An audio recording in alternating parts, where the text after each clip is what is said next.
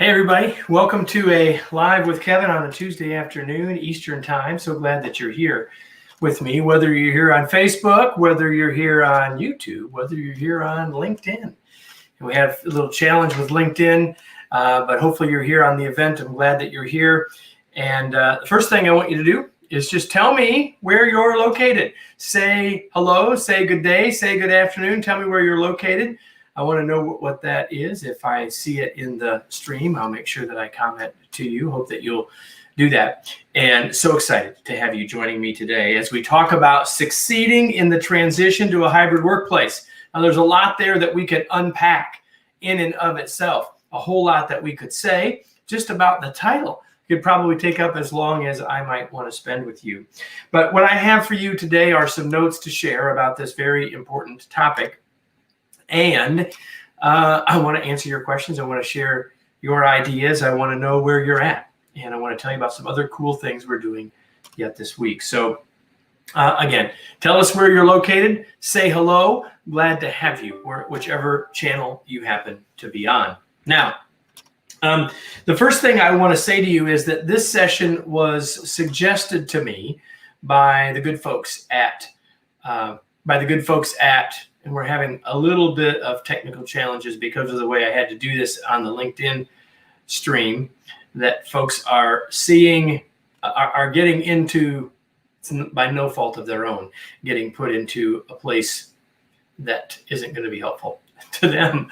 So it's taken me a second there. But let me say this, that this session was inspired by the good folks at LinkedIn Learning, who asked me to create a session as a part of the Future of Work Great Reshuffle work that they're doing. So as a LinkedIn Learning instructor, I'm honored to have the chance to do this session. And this session is really meant to be a update to, an addendum to, a course that I built for LinkedIn Learning back in February. And LinkedIn Learning, in February, I created a course for them called Succeeding in the Transition to Planning for this Transition to the Hybrid Workplace.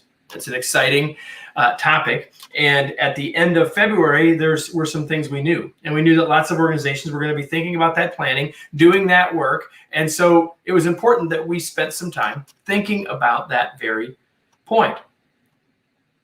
And then March, April, May, June, July, August, September happened, and the world has changed, right? Some people have actually made the transition.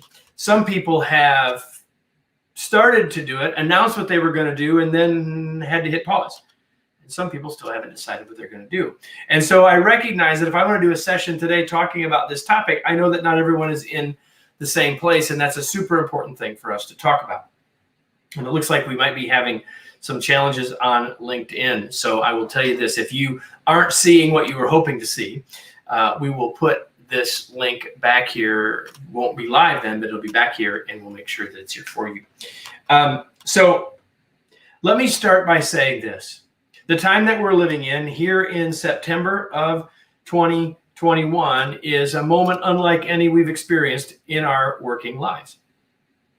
Now, I don't know how old all of you are, but I know how old I am. And I know that in my working life, I'm going to guess it's longer than most everyone who might be watching or listening. That there's never been a time quite like this one. There was a time in my lifetime when we introduced the PC into the workplace, and it took us 2 or 3 years before that all happened. And once everyone had a PC on their desk, and eventually perhaps a laptop on their desk, it changed how we work, and it changed the nature of our work. That's true.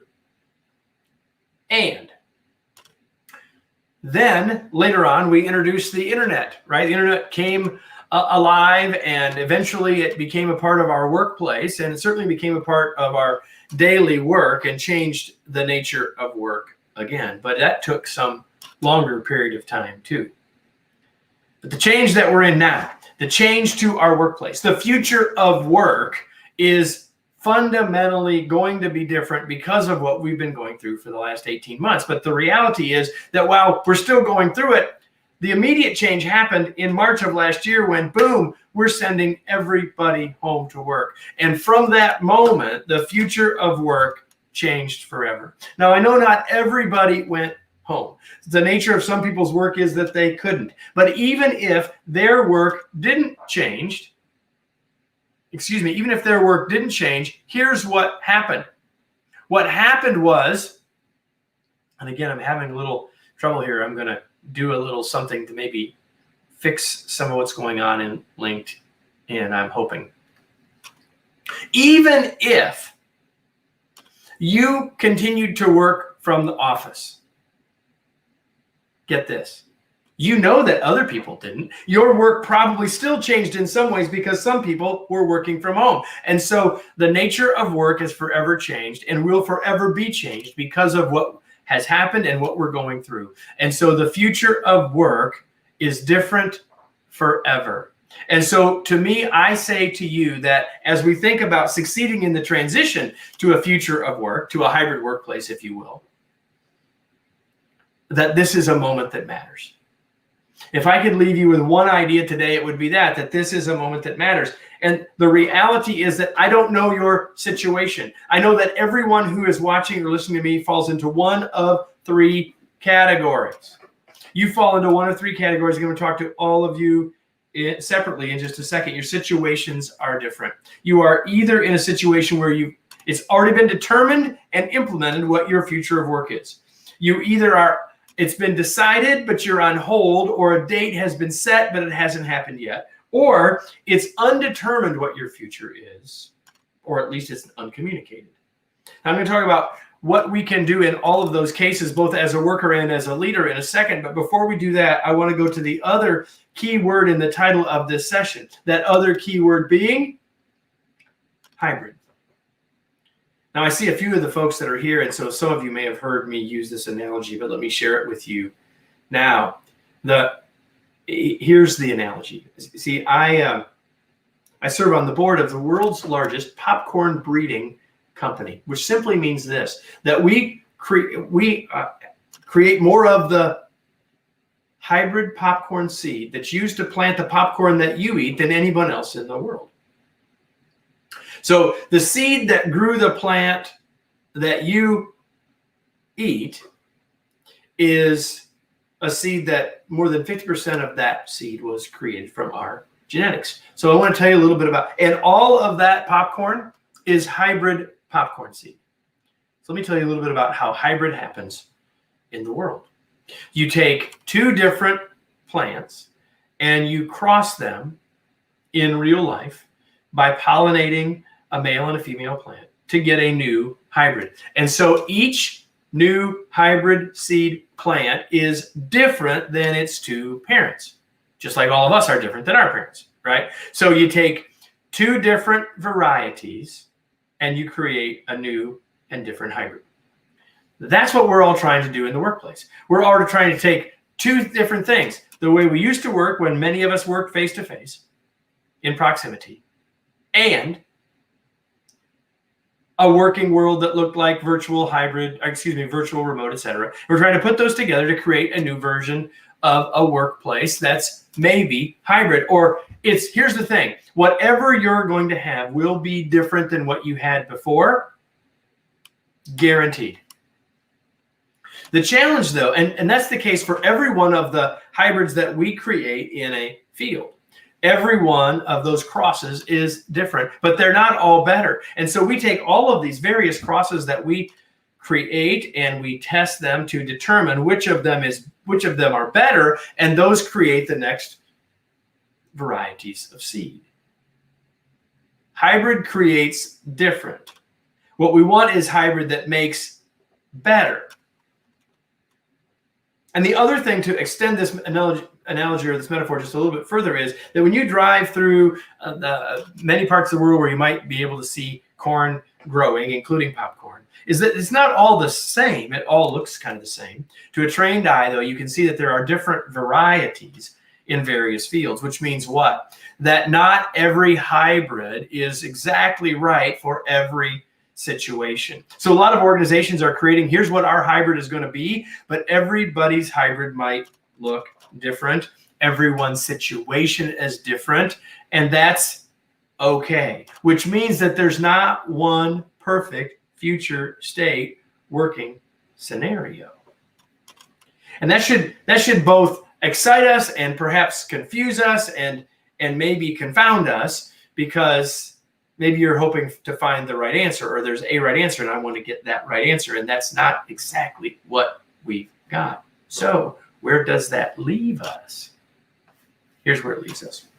I'm going to go back to those 3 places that you might be. If I'm asking you or wanting to help you succeed in a transition, then it depends on where you are. I'd love for you in the chat to tell me where you are. 3 basic choices. We know what our future workplace looks like. We know what it is, but we're not there yet. We're in holding pattern, or the date hasn't arrived, or we don't know yet. Undetermined, uncommunicated. Let me talk about what you need to do in all 3 of those cases. And of course, I think we're having some trouble here on LinkedIn, and so I will just encourage you that if you can, send me any questions that you have, any observations that you have, put those in the comments and I will see them here. Okay. Let's talk about each of those situations. You're saying, Kevin, we've announced it, we've come back. And your version of back might be everyone's back in the workplace in face-to-face proximity. Your back might be some version of hybrid. Your back might be we are all in a different mode. Right? Fair. Here's what you need to do if that's you. You need to ask yourself this question: how are we doing? Is the new creation that we've determined working? And how is it working? How are we doing now? That's question 1, right? And Kaylin says, hey, we're halfway between options 2 and 3. We have a plan, but it will likely change. I want to come back to that point before we're done, because I think it's a huge part of the whole idea here. Okay. If you've implemented, the first question is, how are we doing? Is it working? Do we have the skills we need? Do people have the skills that they need to be successful in a future that looks different than any one they've worked in before? And if not, how are we going to give them those skills? What are the missing skills, and how do we give them to them? And the second thing is, what skills do we need to give to our leaders? Perhaps they need some new skills around interaction. Perhaps they need some new skills around collaboration. Perhaps I'm doing a session with an organization tomorrow that's implemented hybrid, and we're going to talk about what does collaboration look like for them now. How do they collaborate more effectively when they're in the office together? Some days, other days they're not. What does collaboration actually look like in this new world? Those are the kinds of questions that you need to be thinking about if you want to succeed through this transition. And the last thing I would ask you, if you've already decided, if you've already implemented whatever your future is to ask yourself this question: how is our culture what we want, and are we moving in the direction of that culture? Because you've got a culture now, and the only question is it the one we want? Is it the one that's best serving us? So that's the third question. How are we doing? How are we on our skills? How are we doing on our culture? Those are the 3 things. Elizabeth says our office is opening in January 22, and we'll be going from pretty much strictly in-office to remote options available, right? So we'll talk about that, Elizabeth, in a minute, just like we're going to talk about Kaylin's point about being halfway. And then the point about the office is, Jill says the office is open if people want to come back, or hybrid. I, however, have been remote for 14 years and plan to stay that way, as will most of my team. So that's a version of hybrid. Can go to the office. It's an option. I'm not going, not sure. Right?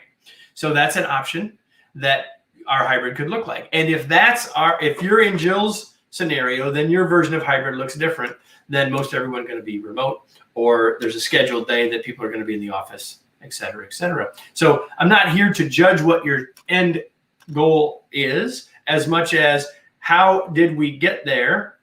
But so far, I'm talking about the people that already made a call. We've implemented it. I've given you some questions to think about.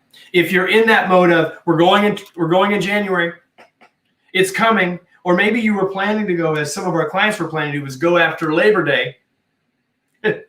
But then we pumped the brakes on that, and now we're saying it's October, or pumped the brakes and now we're saying it's Thanksgiving, or we pumped the US and maybe we pumped the brakes and now it's January.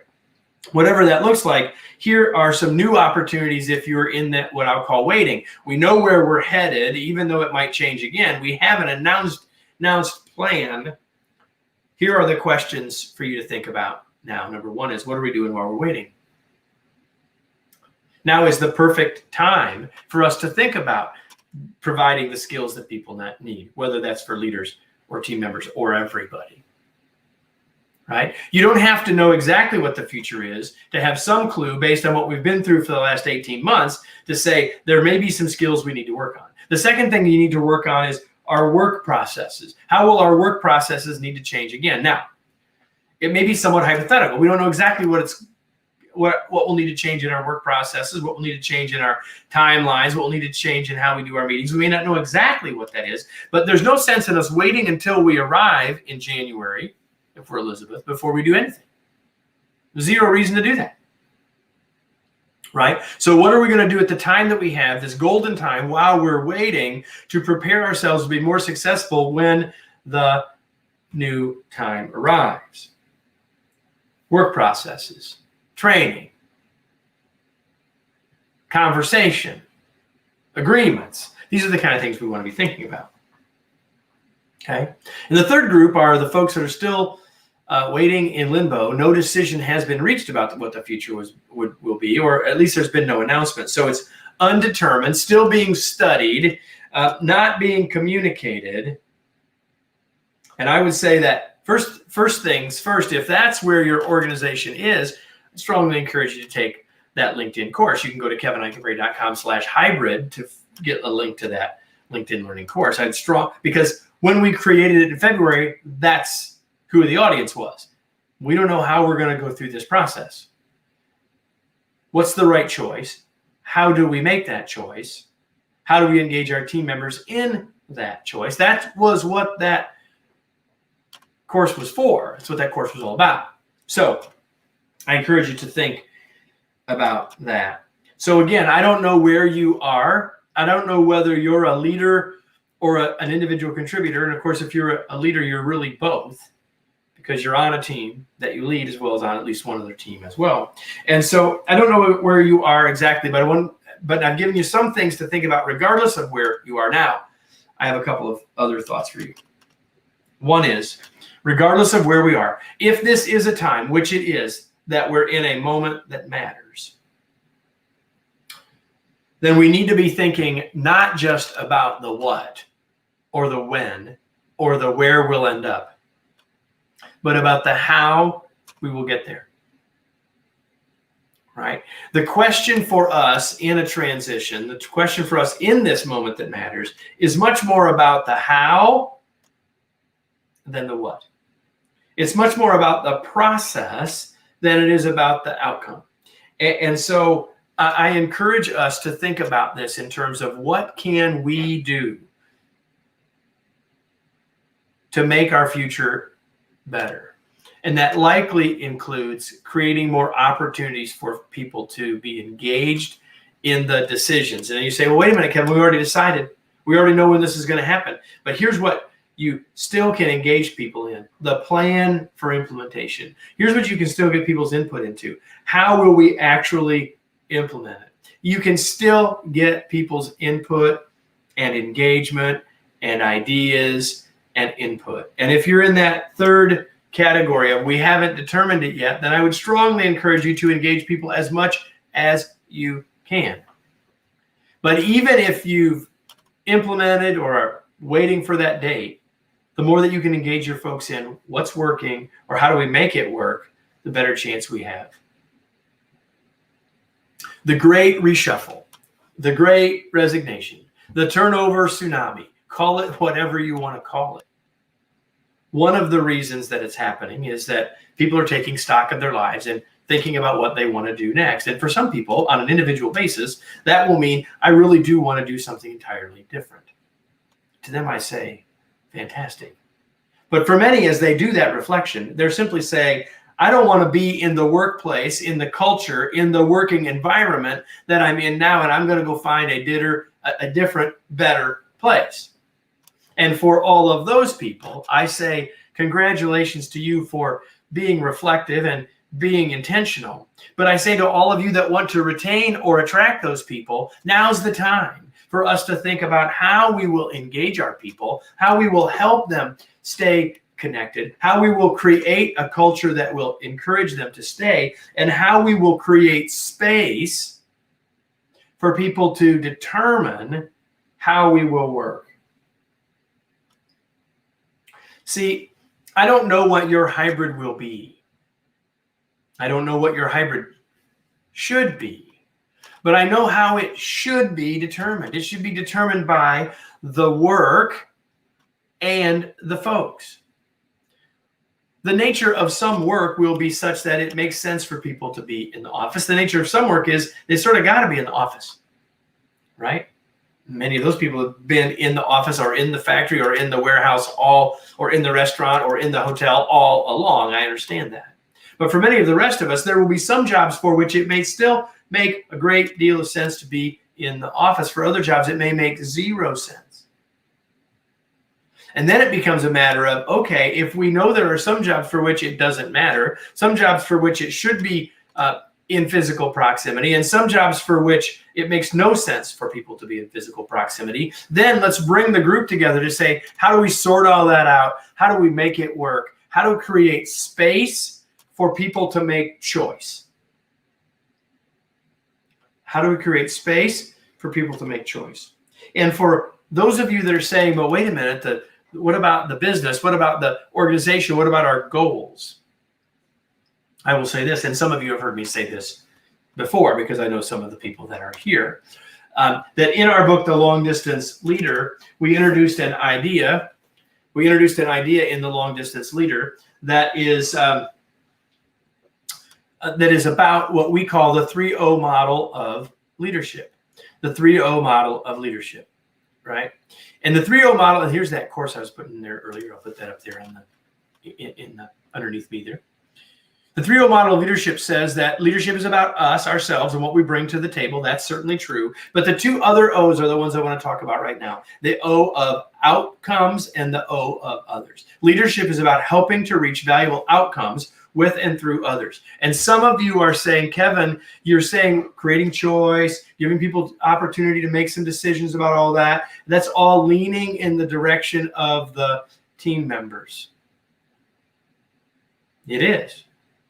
But it can't be done to ignore the outcomes. In other words, if we really want to engage our folks in how to make this work, if we really want to engage our folks and gain commitment to all of this, then what we need to do is make sure they understand the work, the purpose, the outcomes, and help them say, given that, how can we do it in a way that works for everybody? Given the outcomes that we need to reach and the importance and value of them, now how can we change, adapt, shift so that we can get what you want and need while we still meet what we need in terms of business outcomes. That's the key. It's it's understanding the tension between that. It's not just asking people what they want. Elizabeth says when we involve everybody in the process, we create buy-in and ownership, and she's exactly right. See, what we're not after is to just tell people, what do you want out of your workplace? It's how can we get you what you want and need in the workplace while we reach these business outcomes? It's a conversation. You have smart, productive, caring adults that work with you.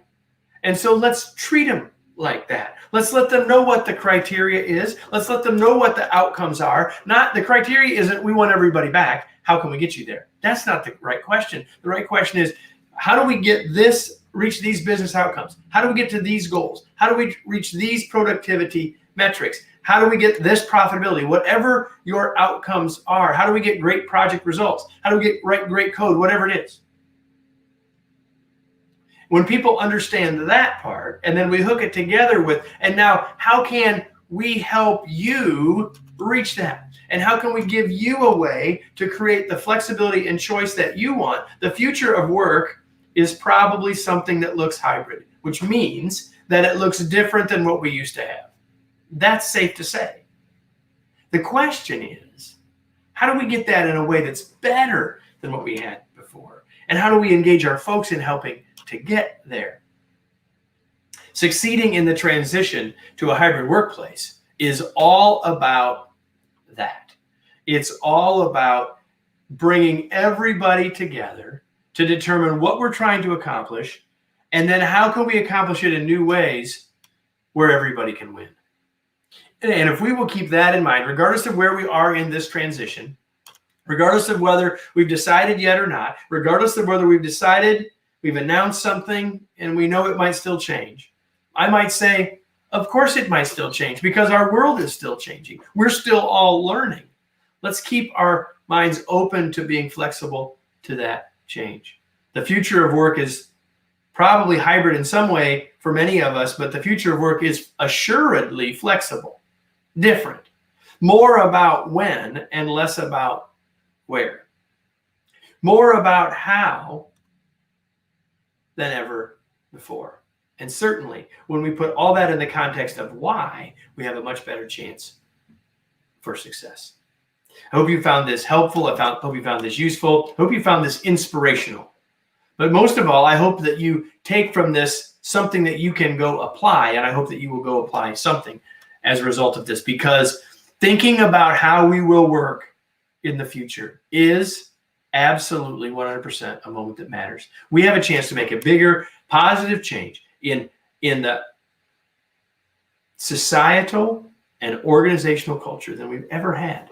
And I encourage you to use this moment and this time to help you do that. If there's any way at all that we can help you, I hope that you'll let us know. And ultimately, I hope that you will come back and join us on Thursday.